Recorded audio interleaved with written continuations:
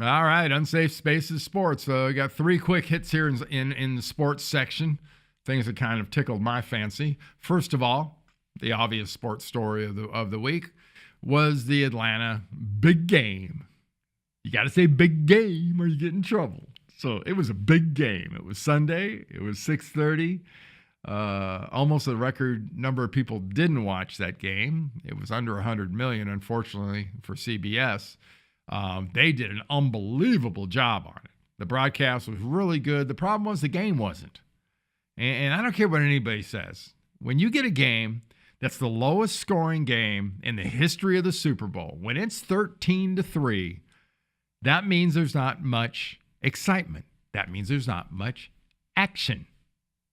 And there's, the biggest action in the game was the fact that these two specifically, and they had a lot of help, did the equivalent of choking on a piece of steak at a restaurant. They needed the Heimlich during the course of the Super Bowl. Only when you're in a restaurant and you choke and somebody gives you the Heimlich, it's over in a couple seconds.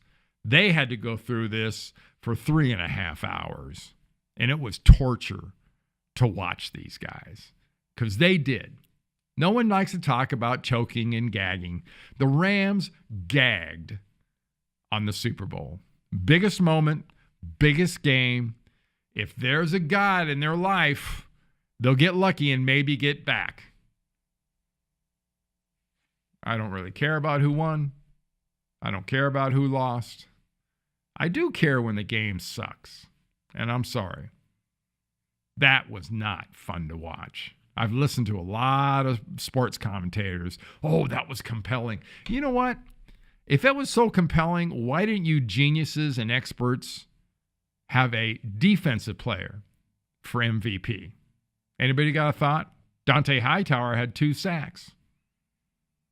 You had guys play unbelievable between interceptions and big tackles and sacks. You had every reason. 13-3, that's a defensive game. Got to be a defensive MVP, right? No, little wide receiver.